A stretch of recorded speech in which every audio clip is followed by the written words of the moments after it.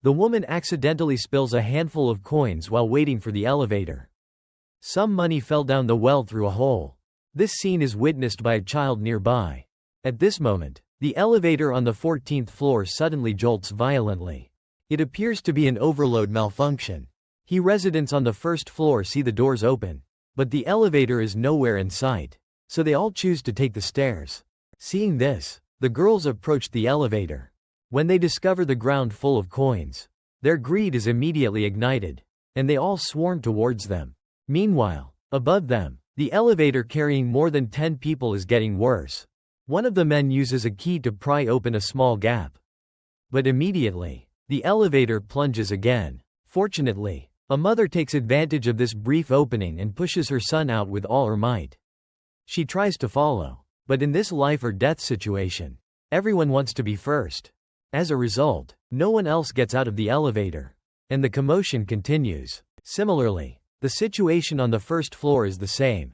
The girls start fighting for the money, completely oblivious to the steel beast above them. Fortunately, a loud bang at this moment makes one of them instantly alert. She runs out frantically while shouting, but unexpectedly, the girls in the shaft are already deeply trapped.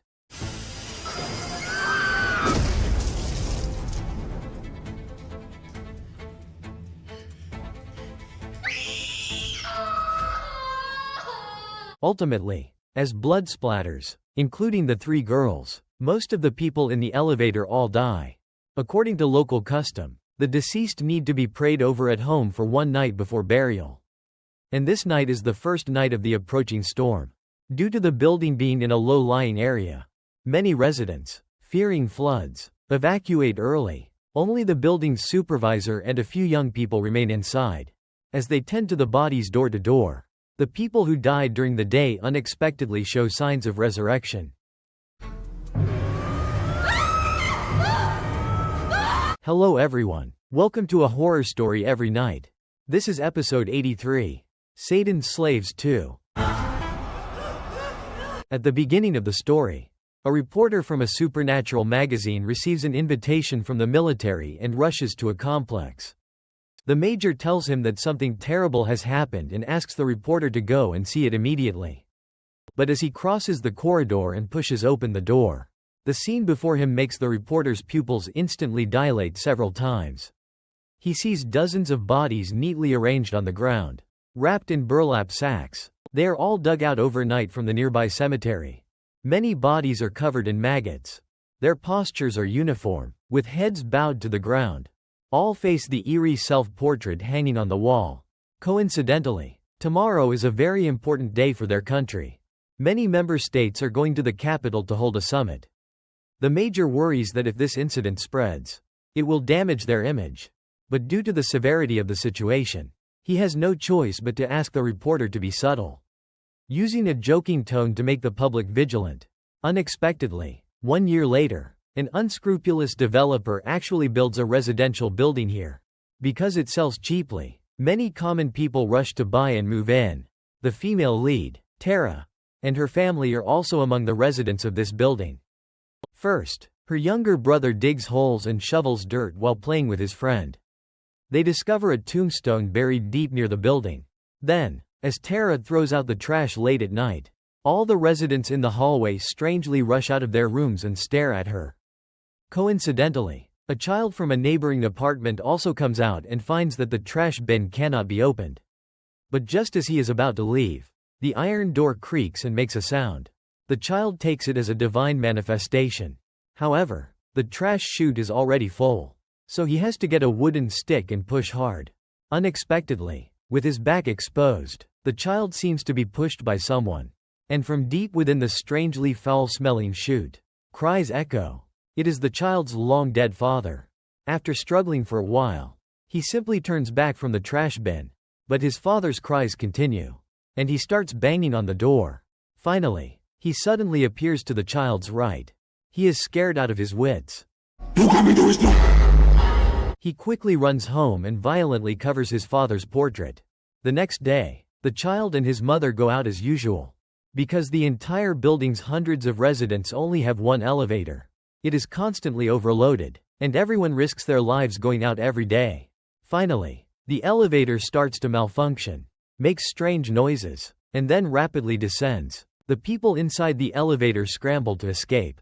Meanwhile, several girls below the elevator gleefully pick up money. Ultimately, they meet a tragic end, dying for wealth. Late at night, as raindrops fall, chanting for the deceased echoes from many homes. Most of the victims are without family members. So, Ustads, who is in charge, handles the aftermath for them. Just as Ustad steps out for a cigarette, the entire building mysteriously experiences a power outage. Coincidentally, Ustads encounters Tony coming down from upstairs. He is Tara's second younger brother. Earlier, he goes upstairs to return the repaired radio to his beautiful neighbor. He hopes the beautiful woman invites him in for some tea. But a heavy slamming door sound is Tony's only response. His good intentions do not pay off. And now Ustads calls out to him. Ustads asks him to help check on the deceased residents and ensure their home windows are properly closed. Tony looks helpless, but he still follows Ustads to the first victim's home. He sees two corpses neatly placed at the doorway. Ustads introduces them as clothes sellers at the market while asking Tony to close the opposite window. However, just as the window locks and Tony turns around, Ustads, who was just standing outside the door, surprisingly disappears. Ustad? Yeah. With the sound of thunder, the two of them continue to the next household. She is a pregnant woman, 8 months along, who also dies in the elevator incident. When Ustads pushes the door, the house is very quiet, and all the doors and windows are locked. It is unknown if he wants to be a bit lazy, as after only a few steps, he says his back aches and he cannot continue, and he pleads with Tony to take his place. He goes to check on the family on the 13th floor. Bener-bener Tat, saya jago pijit banget. Nih, jari saya panjang-panjang. The camera cuts to Tony still rushing alone to the apartment on the 13th floor. Ustads is certainly not a good person. He actually only gives Tony the matches. Under the flickering light of the matches, Tony slowly approaches the couple's apartment. He opens the door to room 1303. He relights a match. He clearly sees the old couple lying straight across from his feet. Unfortunately, this time the window is not tightly closed, and it makes a flapping sound as the strong wind howls. Tony cannot help but get nervous. He clenches his teeth and just walks up to them when the match is suddenly blown out by a strange wind. Oh Tuhan. Listening to the howling north wind, his hands tremble even more violently. Quickly lights another one, but when the flame lights up again, the heads of the two couples on the ground have changed. They look towards Tony, but he does not notice. But as he leaves, he discovers that water droplets are continuously falling from the ceiling, landing on the faces of the corpses. Adhering to the principle of seeing a good deed through, Tony slowly moves one of the bodies. Unexpectedly, the corpse looks at him again.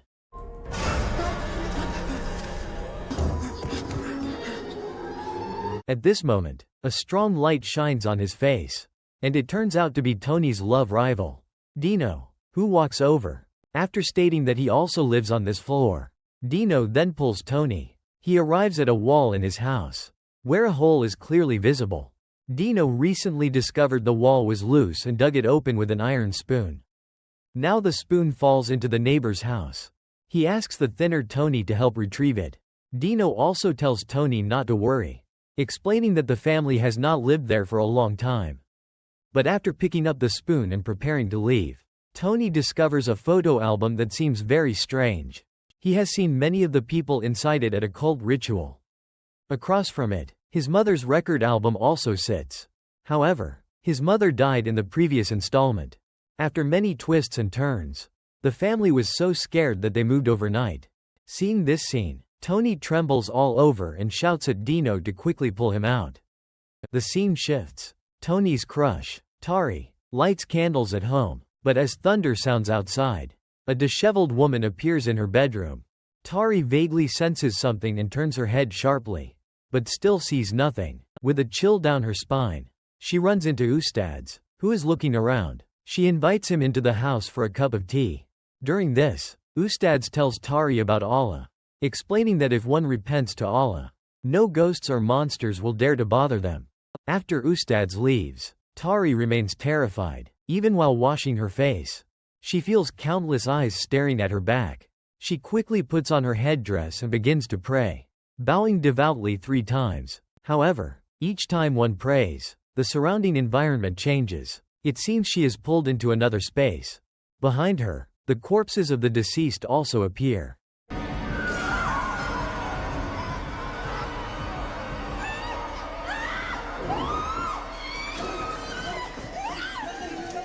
Fortunately, Tony and Dino arrive just in time during the critical moment. Meanwhile, the girl who survived the elevator incident during the day is doing chores at home. Her father also dies while riding the elevator. Her mother cannot accept it and has been withdrawn on the floor for several hours. Just then, she seems to hear a sound and comes to the hallway. She sees several figures bouncing around at the end of the hallway. They seem to be playing their usual game of hopscotch. The girl slowly walks over, holding a coal lamp. Suddenly, with a clap of thunder, the 3 girls strike strange poses. The girl immediately recognizes them by their figures. She personally witnessed her friends being crushed into a pulp. What appears now must be something unclean. So she screams and runs to the door, yelling for her mother. But the door remains impossible to open. Just then, her mother's call comes from the elevator entrance. The girl also follows her mother's guidance and walks into the elevator that suddenly opens behind her. However, as soon as she enters, the elevator door instantly closes. She quickly strikes a match. But she sees the 3 girls again. Only then does the girl realize her feet are actually suspended in midair. Finally, she fatally falls down the elevator shaft. And because the little boy's mother also fatally falls. After the power outage, Tara stays by his side. Due to insufficient kerosene, she has to go home to get fuel. On her way back, she sees Bapak sleeping in bed. He is the only survivor of the elevator incident. But the situation is not optimistic as one of his legs is already fractured. Every time Bapak comes home from work, he acts mysteriously, locking a briefcase into a cabinet. Considering the previous news that a gunman is slaughtering innocent civilians, Tara finds it hard not to suspect her father. While he is sound asleep, she steals the key, then opens the iron box and takes out a handbag from inside. As soon as she steps out, she bumps into Tony and his group who are looking for her. For safety's sake, everyone returns to Dino's home. They try the password several times, and finally they open her father's suitcase. Suddenly, a foul stench emanates from inside. Everyone stares with wide eyes. Unexpectedly, inside is a box full of fingers. Ini beneran atau bohongan sih?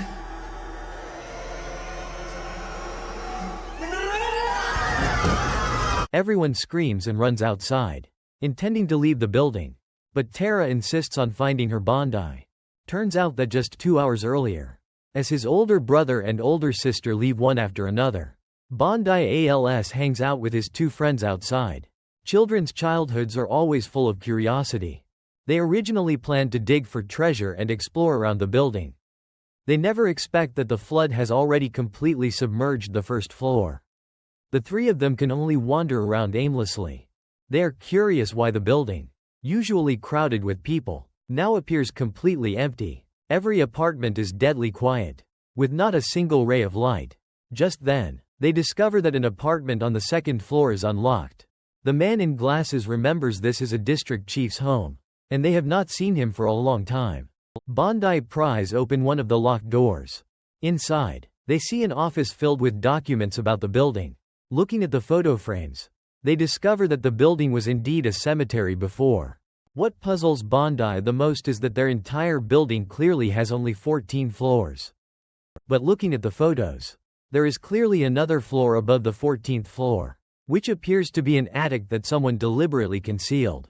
Afterward, they arrive at the 14th floor and start searching door to door. 'Cause there are no more stairs from the 14th floor, Bondi guesses the stairs must be hidden in one of the apartments.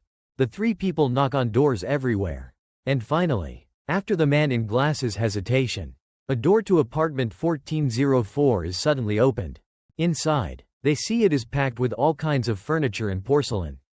On a leather chair at the far end of the corner, Bondi discovers someone appears to be sitting with their back to them. He greets them while reaching out to pull the chair, revealing a child with slicked back hair. But at the same time, Bondi's expression becomes exaggeratedly scared, and he collapses onto the floor.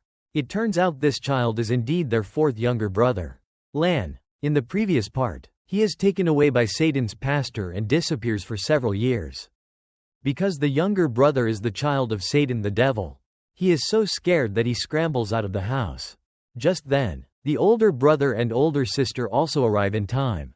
Listening to the younger brother incoherently pointing at that room, they also go over and take a look.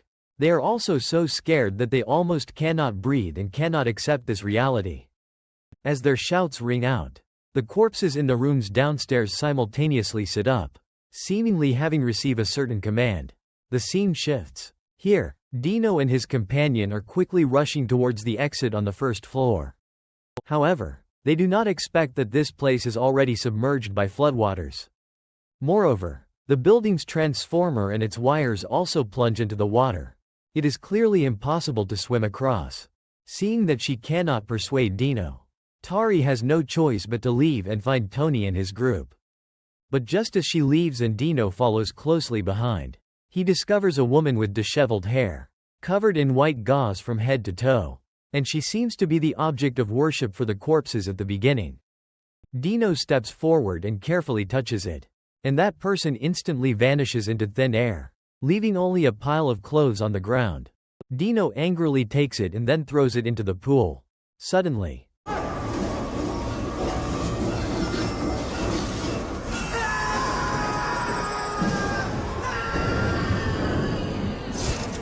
finally, he is startled by the woman, falls backward onto a rake, and meets a tragic end.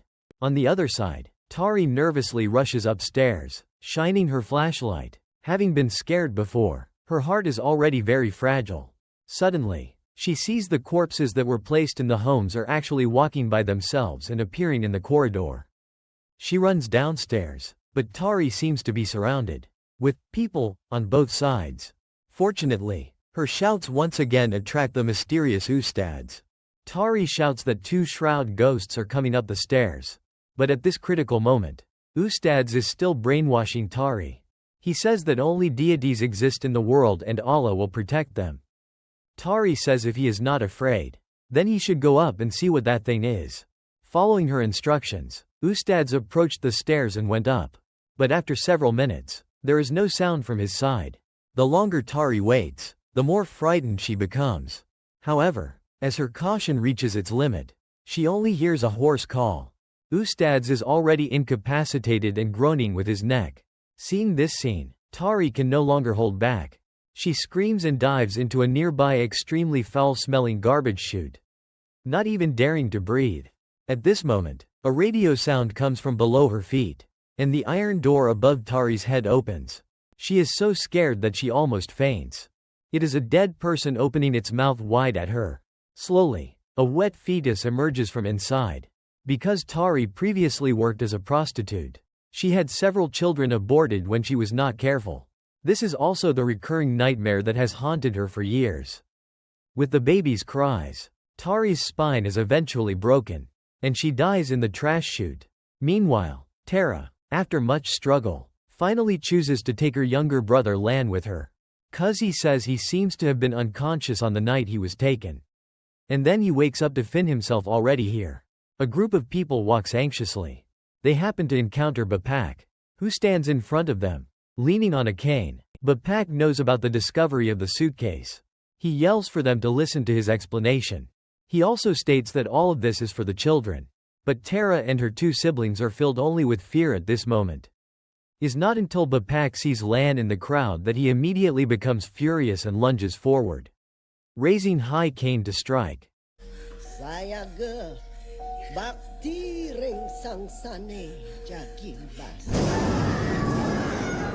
As a living dead person speaks, the group immediately scatters, shouting anxiously. At the same time, a group of people in black, holding umbrellas, appears in various corners of the building. When Tara wakes up again from unconsciousness, she finds herself on a very spacious floor. A large group of people stands opposite her. They wear strange clothes and continuously mumble some words. Her younger brother Lan stands in front of these people, directing a cult ritual with sign language.